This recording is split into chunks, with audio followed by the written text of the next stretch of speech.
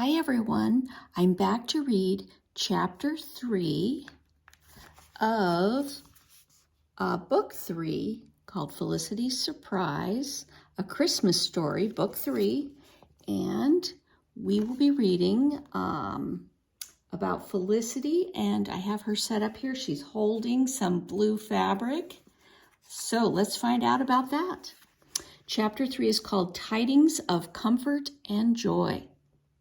The next morning, Mrs. Merriman said, "Felicity, come along with me. I'm going to the apothecary to get medicine for my cough. We can stop by the milliner on the way home.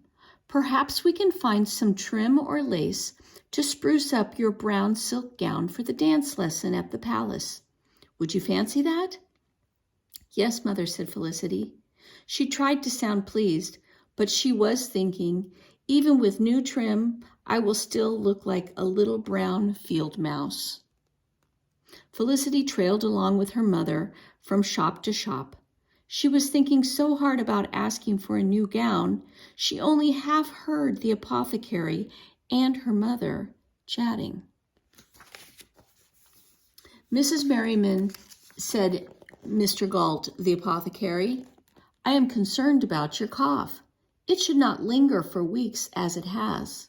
I shall give you garlic syrup and some licorice lozenges, but you must rest." "Thank you, Mr. Galt," said Mrs. Merriman. "I'll have plenty of time to rest after Christmas. 'Tis such a happy, busy time just now." Mr. Galt shook his head. "I fear your cough will turn into something more serious if you do not take care," he said.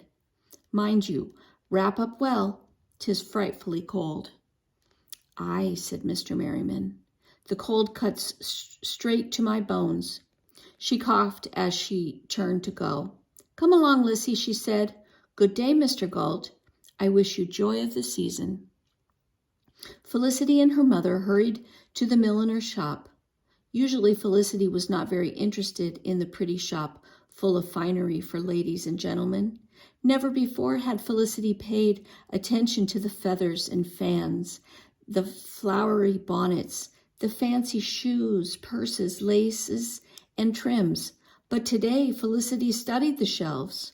"Perhaps there is something here that could make my old brown gown beautiful," she thought. "Perhaps there is something magic here." And then Felicity saw the doll. The doll was standing on a shelf, holding a bouquet of tiny silk flowers. She had black painted hair and rosy pink cheeks and an excited expression. "Look at me," she seemed to say. Felicity stared. The doll's gown was made of blue silk. It was the bluest blue there ever was, bluer than the sky, bluer than the sea, a blue so bright it lit up the shop. The neck and sleeves of the gown were trimmed with a frill of lace as white and delicate as snowflakes. It was the most beautiful gown Felicity had ever seen. "Oh, if only I could go to the palace in a gown like that," thought Felicity. She was so lost in her daydream, she was surprised when she felt her mother's hand on her shoulder. Mother stared at the beautiful doll. She was caught by the doll's magic too. "Isn't her gown perfect?" sighed Felicity. "Aye," said Mrs. Merriman. "But you surprise me, Felicity. I've never known you to care about gowns and such before.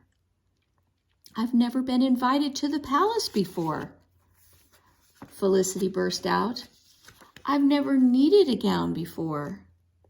"Aye," said Mrs. Merriman. "I understand." The milliner took the doll out of the case and handed it to Felicity with a smile. "I'm quite proud of that gown," she said. "I made it for the doll myself.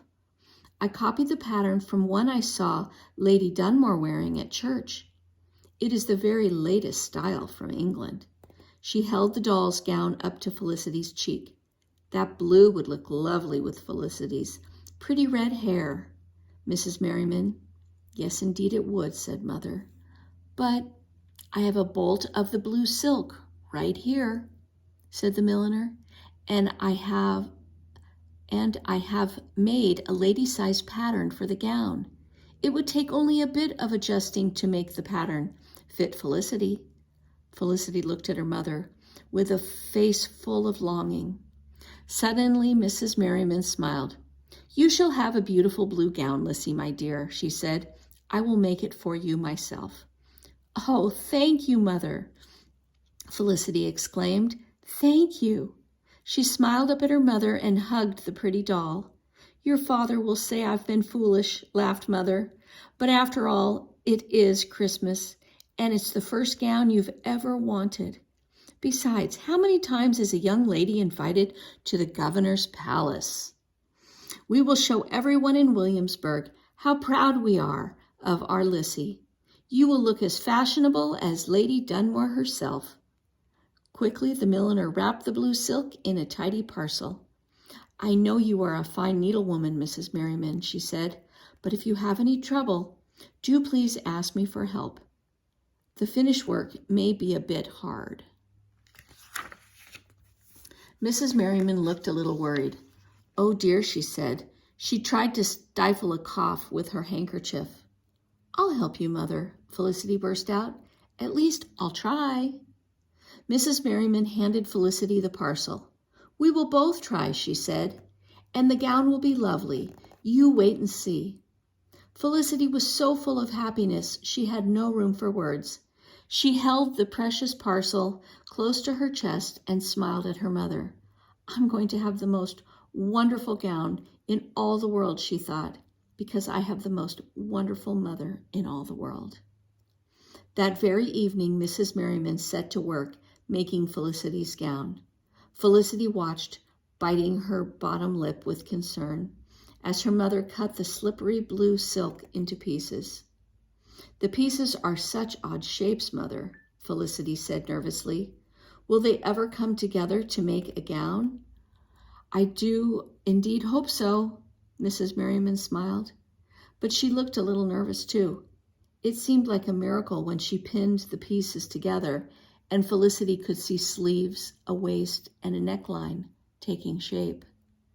The next morning, Mrs. Merriman began sewing the pieces together. Felicity was very eager to help. She threaded the needle for her mother and handed her pins as she needed them. She and Nan stood behind Mother's chair watching her work. After a little while, Mother turned to them. "Now, girls," she said, "you are making me uncomfortable. Please don't peer over my shoulders and stare at every stitch I make." Then she smiled. "Wouldn't you rather play with the ark?" she asked. "Yes," said the girls. "Me too," said William. "Very well then," said Mother. "Felicity, you may bring it down." Felicity stood on a stool to lift the ark down from its high shelf. The ark was a special toy they brought out only at Christmastide.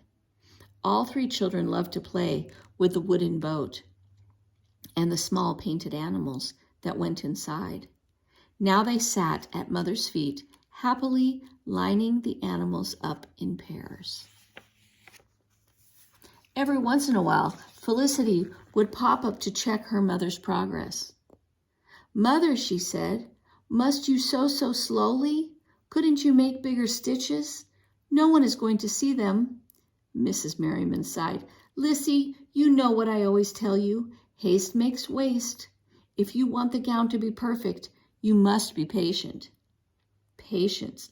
It was always hard for Felicity to be patient. It was especially hard now, with Christmas only 3 days away, and the dance lesson at the palace just 13 days after that. But as the next few days went by, Felicity tried very hard to be patient. She stood for hours while her mother fitted the gown to her.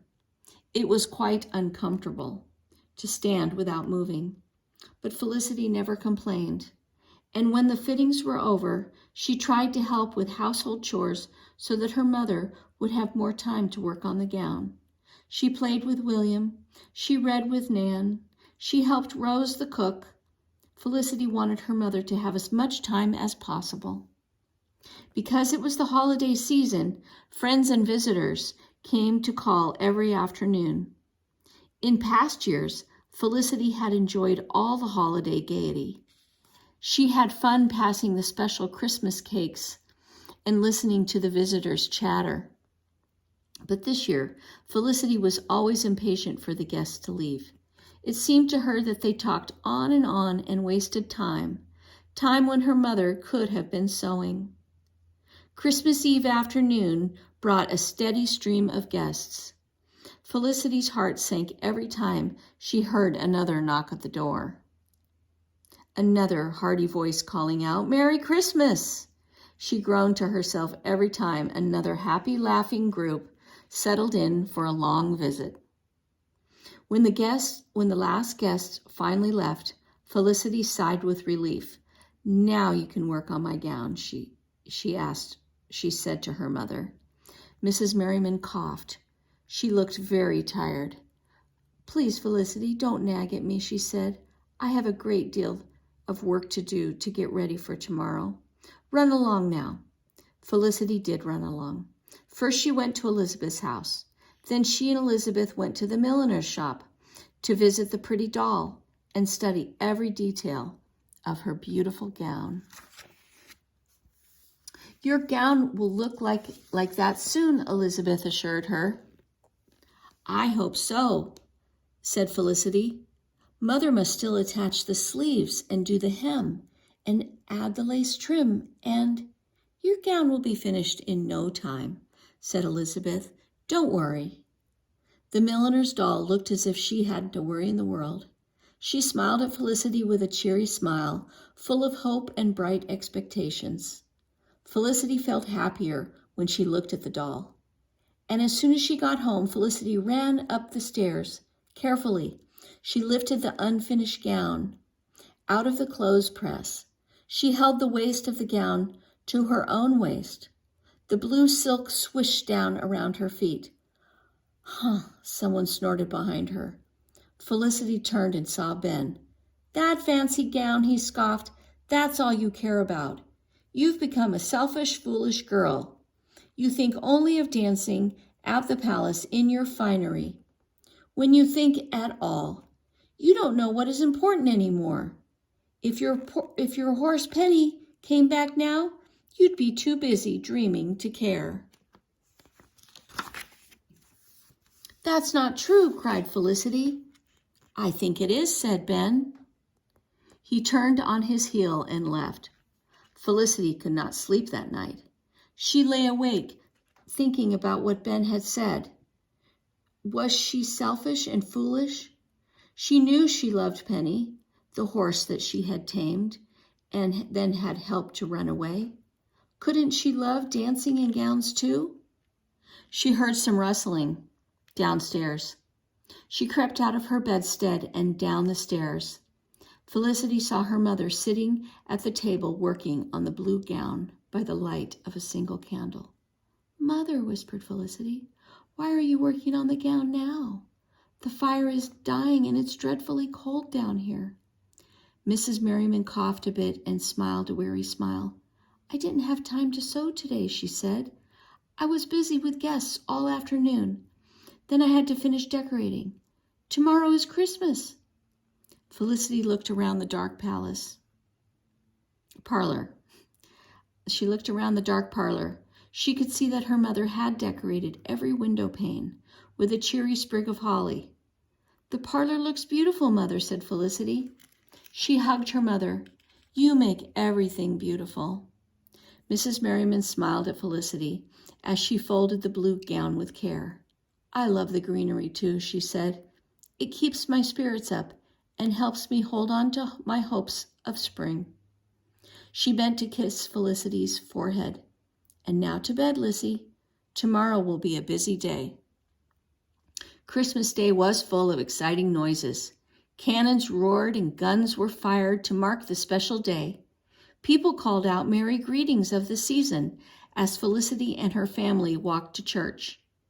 Felicity shivered with pleasure when the organ music filled the church and everyone's voices soared together as they sang the joyful songs.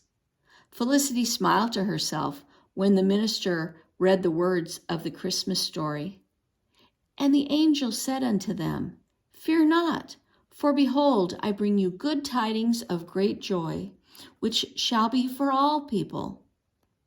The words seemed to be meant especially for Felicity this Christmas. There, she thought, Father is right. Christmas is not a time for anger. It is a time for great joy for all people. The angel said so. There was certainly great joy back at the Merriman's house when everyone sat down to dinner. Felicity's mother and Rose had prepared a tremendous feast. Mrs. Merriman sat at the head of the table, serving up steaming bowls of soup and making sure everyone's plate was full of venison, ham, and turkey. She herself cut Ben 3 pieces of mince pie. Rest yourself, my dear, said her husband. You've stuffed us all and barely taken a bite of the fine feast that you and Rose made. But Mrs. Merriman just smiled and handed around a plate of dates and figs to finish off the glorious meal. Felicity went to bed full of food and full of happiness. She closed the red checked curtains around her bedstead so that she would be cozy. She could hear the sweet sound of the carolers singing outside beneath her window. Oh, tidings of comfort and joy, comfort and joy. Oh, tidings of comfort and joy. Felicity decided there had never been a finer Christmas, and as she snuggled under her counterpane and drifted off to sleep, she thought about the beautiful blue gown. Now that Christmas is over, she said to herself, Mother will have time to finish it. That was the thought of great comfort and joy. Okay, and that was the end of chapter 3 of book 3. And next time we will read chapter 4.